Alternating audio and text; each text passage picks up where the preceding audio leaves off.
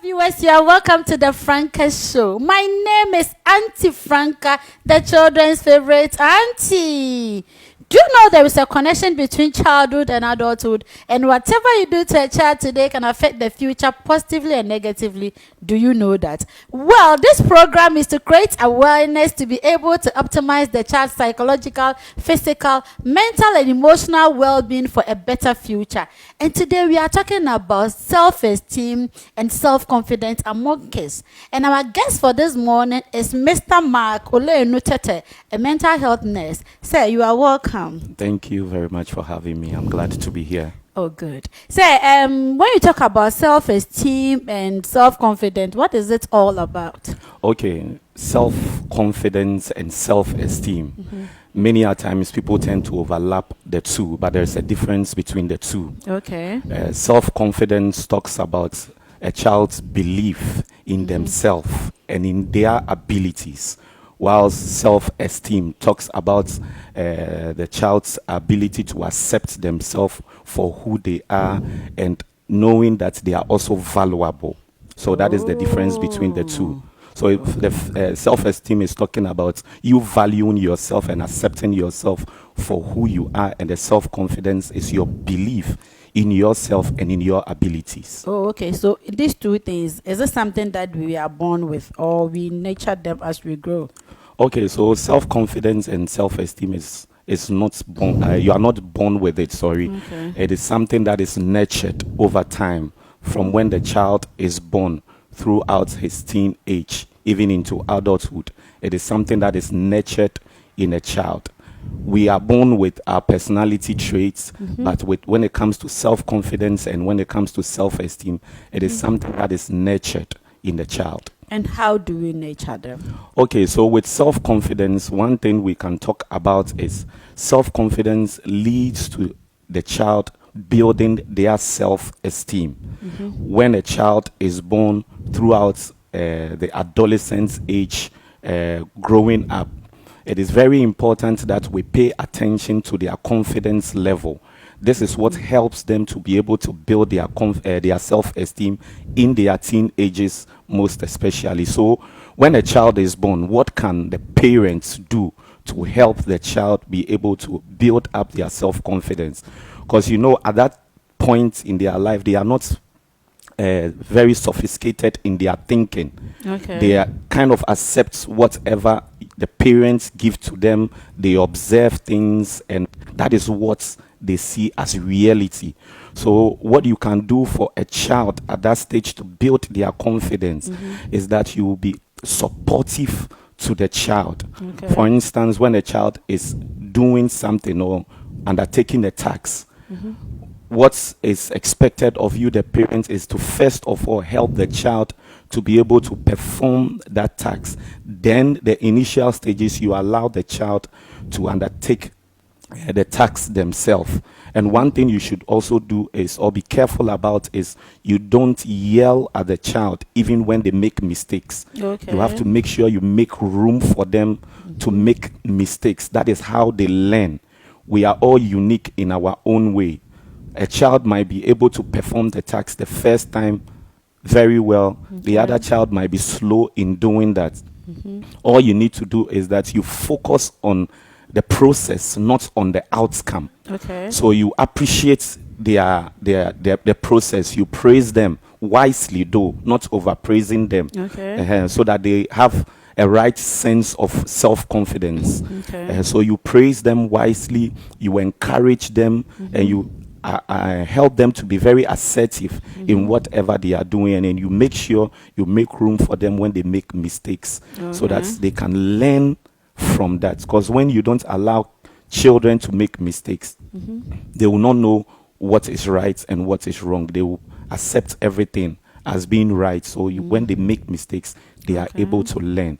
When it comes to the teens, for instance, the way to build confidence in them is to be able to allow them to have freedom, but you should know how to balance freedom and guidance. Okay. Not allowing them to do everything, but you just know how the limit you you give to them and the guidance you give along the way.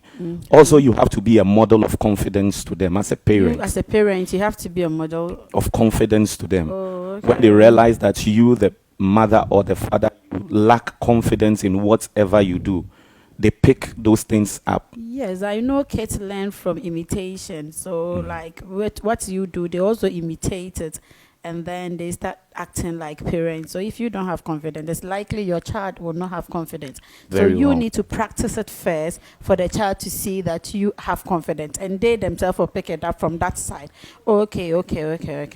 And then the environment, the society, what can the adults around us also do to help the kids also build their confidence? There is this saying that the community is involved in the bringing up of the child. Yes, it's true. So it is very important to pay attention to very things that your kids are involved in the environment. When we talk about the environment, we can talk about the friends they make out there, the kind of activities they involve themselves in. Many a times, parents don't even know the kind of people they are associate with, and the kind of friends they associate with can influence their self-esteem and their self-confidence. For instance, if a child feels she's fat, if I'm allowed to use that word, and they find friends who constantly tease her or him based on their weight, it comes to a point they begin to lose confidence in themselves, which also affects their self-esteem at the long run. At that point too, especially with the teens, when you study about the confidence of teens, most of the time at their early adolescence age, that is when it becomes very critical for parents to pay attention to the building up of their self-esteem. Because this is the point where they begin to think in a sophisticated manner. This is when they begin to get attracted to the opposite sex. So when they feel not accepted by the opposite sex, they feel they are not good enough. So you have to know the kind of friends they move with, friends that accept them for who they are, friends that encourage them to be able to move forward in life. These are some of the things that can affect. So is it advisable as a parent to be friend with your children's friends? Is it advisable? Well, I think to a larger extent, it's advisable to know them. To know them, not to be friends per se, but to know them. To know the kind of people your word is hanging out with. Okay, so self-confident and proud, is it the same thing? Because in our part of the world, if we notice that you have self-confidence and you're outspoken, they tend to call you names. You don't respect, you are arrogant and all that. Is it true? Okay, so I'll take it from this point. From our part of the world, we see a child who is very outspoken to be very proud and disrespectful. But in the Western world, they see this child to be very assertive and a smart kid. So I think what we should do is rather draw the line between somebody who is proud and somebody with a high self-confidence, or somebody who has a very high self-esteem, so that we will know how to channel these behaviors in the right way to be able to help the child grow his confidence or his self-esteem rather than bringing them down. Oh, okay. Is there signs to know that the child does not have self-esteem? Yes, there are so many signs you can look out for in your child. What are the signs, please? Okay, so first of all, you see a child who has a very low self-esteem to be withdrawn from his friends. Okay. Some of them are withdrawn from the usual activities that they used to have fun in. Okay. They withdraw from those things. The very things that they find pleasure in it, doing with their friends. For instance, they go out to the park to play. You see them withdrawing from those things. Also, you see these kids talk negative about themselves. Oh, okay. They begin to speak negative. Anytime you tell them you can do this, they say the other thing, because over time they have felt that they don't have what it takes. They don't have the ability to be able to do whatever you are saying. So they begin to speak negatively. They begin to withdraw themselves. They begin to lose interest in activities that they used to have interest in them. And most of the time you realize that when you try to engage them in new activities, they don't want to do it because they feel they don't have the ability to do that. They want to repeat the old things that they have confidence in. Yeah. Okay, so how can kids maintain their self-confidence? Okay, with just like we said earlier on, there are things that you do to build the self-confidence and self-esteem of the child and that of the teen. So to maintain it, it is a process. Okay. You know, one thing we should understand here is that as the child grows, and especially getting into the teen age, they go through a lot of changes. There's something we call reorganization of their mind. Okay. There are so many things we teach them when they were young. And now when they grow up, because their thinking becomes sophisticated, they begin to experience new things. Now they get new ideas that sometimes conflict with what you have taught them as they are growing.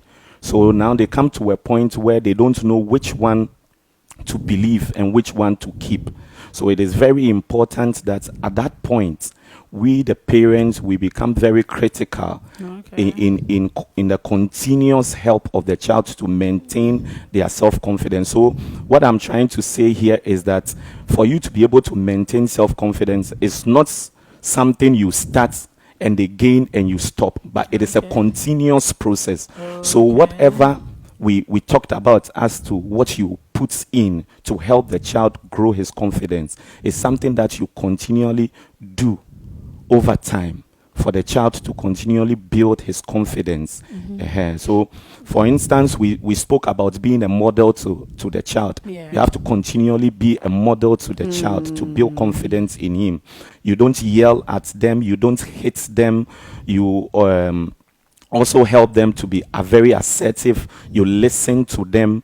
Very, very important when it comes to listening, because especially with the teens, they need people to listen to them. But when you are very harsh to criticize them on every little mistake they make, they tend to shy away from you. Because when you look at adolescents in their puberty, when they were kids, they are very close to the parents. But as they grow up, they get to a point they rather tend to be more close to friends. So for you to know what is going out there, whether they are being fed with the right information, you have to be able to be accommodative, to listen to them, whatever issues, whatever problems they have. Learn to accept mistakes that they make and correct them. Help, and you have to correct them constructively. Not in a harsh way, not criticizing them in a harsh way. These are the things that you have to do continually to help them maintain the self-confidence that they have. Sir, what are the dangers of low self-esteem among the kids? There are quite a number of them. You know, with a child with low self-esteem, the child can be prone to being bullied, because they don't believe in themselves. They don't think they have the ability to be the best. So they come to a point where they are being bullied. Some of them also tend to be bullies rather. They feel, okay, because I'm not good enough, maybe because of my stature, because of my strength, let me use that. So they find more or less, if I can say, solace in bullying others.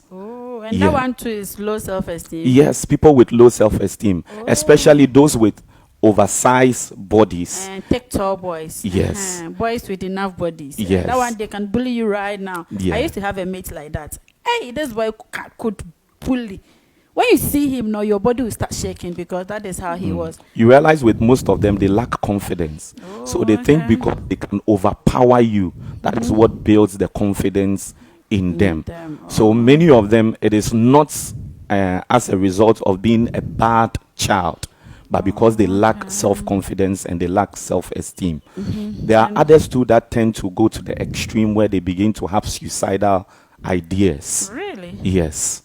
They feel they are not good enough.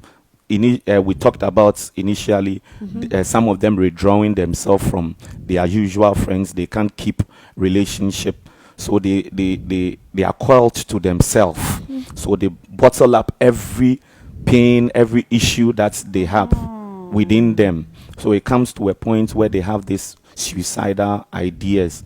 They feel like killing themselves.